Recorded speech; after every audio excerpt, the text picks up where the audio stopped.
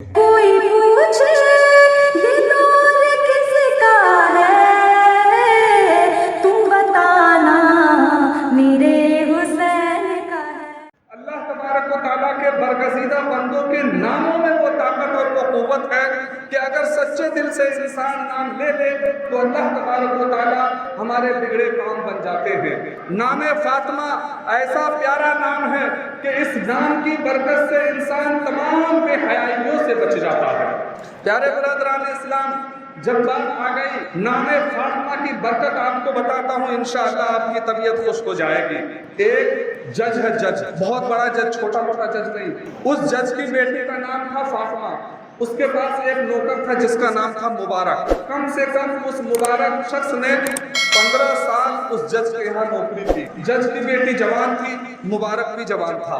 اب جج کی بیٹی جب جوان ہوئی، اور ہر انسان کا یہ کام ہوتا ہے اور انسان کی اپنی کوشش ہوتی ہے کہ جب بچہ جوان ہو جائے تو فکر ہو جاتی ہے کہ بچے کی شادی کی جائے۔ اس جج کو بھی فکر ہوئی، وہ اپنے گھر سے اپنی بیٹی کا رشتہ مانگنے کے لیے گھر سے نکلا۔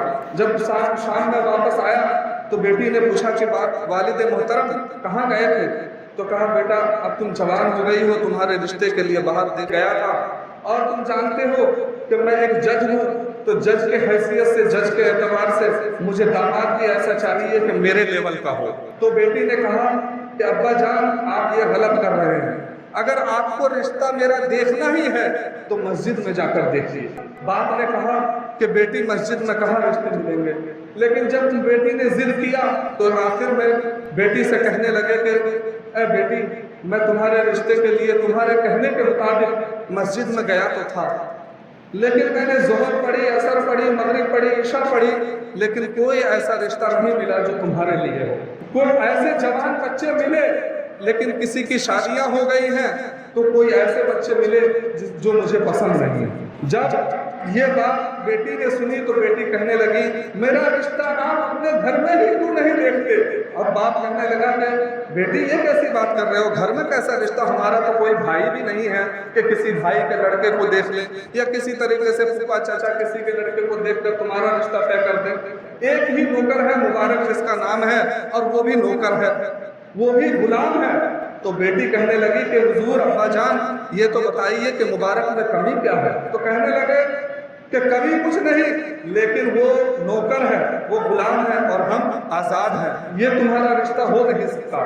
اس کی بیٹی نے کہا، جج کی بیٹی کہنے لگی کہ ابا جان اگر یہی بات ہے تو سنو، مجھے کوئی مطلب نہیں کہ اس نے آپ کے یہاں نوکری کی ہے، رات بھر جاگ کر آپ اپنے مقدمے کے لیے تیاریاں کیا کرتے تھے، میں بھی رات میں سو جایا کرتی تھی، لیکن جب کبھی رات میں میری آنکھ کھلا کرتی تھی تو مجھے اس کے کمرے سے نعت نبی کی آوازیں آیا کرتی تھی، درود شریف کی آوازیں آیا کرتی تھی، اس کے گھر سے، اس کے روم سے مجھے نبی پر درود و سلام پڑھنے کی آوازیں آیا کرتی تھی۔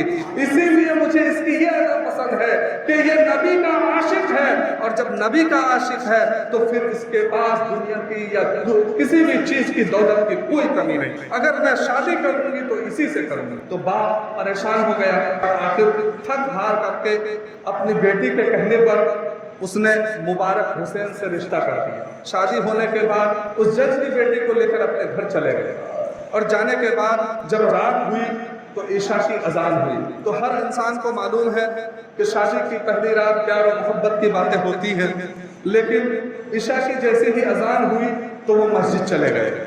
مسجد جا کر کے عشاء کی نماز پڑھی، انہوں نے نفل نمازیں جس طریقے سے بھی ادا کرنی تھی کی۔ رات میں جب 3 بجے تو گھر واپس آئے، گھر واپس آ کر کے دیکھا تو بیوی سو رہی ہے، آواز دی تو اٹھے، حضور کیا بات ہے؟ کہا بیٹھو بیٹھو، آج نبی کی بات کرتے ہیں۔ نبی کی باتیں ہونے لگی، پھر اسی طریقے سے تقریباً کرتے کرتے ہر روز کا معمول تھا کہ عشاء کی نماز پڑھنے جاتے اور جا کر کے 3 بجے واپس آتے، چند ہی لمحہ صرف اپنی بیوی کو دیتے جس میں وہ بھی نبی کی بات کرتے، کبھی علی کی بات کرتے، کبھی عمر فاروق کی بات کرتے، تو کبھی مکے کی بات کرتے، تو کبھی مدینے کی بات کرتے، لیکن پیار و محبت کی بات بالکل نہیں کرتے۔ جب 10 دن ہو چکے تو اب بیٹی سوچنے لگی میں نے فیصلہ جو کیا یہ غلط کیا، اسے تو یہ بھی شعور نہیں ہے کہ جب شادی کرتے ہیں تو شادی کے بعد میں پیار و محبت کی بات کیا کرتے ہیں. اسے تو بالکل عقل نہیں ہے. ابھی اس کا یہ حال ہے تو پھر کل اس کا کیا حال ہوگا؟ یہ تو میرے گھر میں داخل بھی نہیں ہوگا. اس نے اپنے باپ کو چٹھی لکھی اور چٹھی لکھ کر کے بتایا کہ اس طریقے کی بات ہے. میرے والد محترم، میں نے غلط فیصلہ لے لیا، میں معافی چاہتی ہوں اور میرا اب اس رشتے کو ختم کیجیے، کوئی نہ کوئی مسئلہ حل کیجیے. باپ کے پاس جب وہ چٹھی پہنچی تو باپ نے مبارک کو بلایا. کہا تیری یہ اوقات کہ تو نے میری بیٹی کے ساتھ میں اس طریقے کی حرکت کی، لیکن بیٹی کی ضد پر میں نے تیرا رشتہ اپنی بیٹی سے کیا. تو غلام اور میری بیٹی آزاد. میں نے تجھے آزاد اپنی بیٹی کے لیے کیا تھا، لیکن تجھے یہ شعور نہیں ہے کہ شادی کے بعد میں اپنی بیوی کے ساتھ کیسے رہا جاتا ہے. اور بہت برا بھلا کہنے کے بعد مبارک نے کہا کہ ایسا ہے جب آپ کی بات ختم ہو جائے، آپ ساری باتیں کہہ چکے تو پھر مجھے بھی وقت دیجیے گا، میں بھی چند باتیں کہنا چاہتا ہوں. جج اپنی ساری بات جب کہہ چکا تو اس اللہ کے بندے نے کہنا شروع کیا، میں نے تمہارے ساتھ 15 سال گزارے ہیں اور ان 15 سالوں میں میں تمہارے ہر ایک بات سے واقف ہوں کہ نہیں؟ کہا ہاں بالکل. اب یہ بتاؤ، جج تھے، فیصلے دیا کرتے تھے تو تم غریبوں کو جیل میں ڈال دیا کرتے تھے، تم رشوت کی رقم لایا کرتے تھے تو مجھ سے گنوایا کرتے تھے یا نہیں؟ جو گناہگار ہوتا تھا اسے بچا لیا کرتے تھے اور جو گناہگار نہیں ہوتا تھا اسے جیل بھیج دیا کرتے تھے کہ نہیں؟ میں تمہاری ان باتوں سے واقف ہوں کہ نہیں؟ کہا ہاں. تو یہ بتاؤ کہ تم نے زندگی بھر حرام کھایا، تمہاری بیٹی نے بھی حرام کھایا، اور اللہ کے پیارے نبی کا فرمان ہے کہ جب انسان حرام لقمہ کھاتا ہے تو 40 دن تک اس کے جسم میں اس حرام لقمے کا اثر رہتا ہے. اور تم نے اور تمہاری بیٹی نے وہ لقمہ کھایا ہے، حرام کی کمائی کھائی ہے. تو پھر آج 10 دن ہو چکے ہیں اور آج سے 30 دن اور میں تمہاری بیٹی سے پیار و محبت کی بات نہیں کروں، اس لیے کہ 40 دن تک یہ لقمہ حرام کا جو ہے تمہارے بیٹی کے جسم میں اثر کرتا رہے گا. جب اتنی بات کہی تو وہ جج کہنے لگا کہ اگر اچھا ایسی بات ہے، اگر اس نے حرام لقمہ کھایا تو پھر میری بیٹی کے اندر غلط اثرات کیوں نہیں ہوئے، یعنی غلط راستے پر وہ کیوں نہیں چلی؟ تو سنیے مبارک کا کہنا کیا ہے. مبارک کہتے ہیں بات دراصل یہ ہے کہ تم نے اپنی بیٹی کا نام فاطمہ رکھا.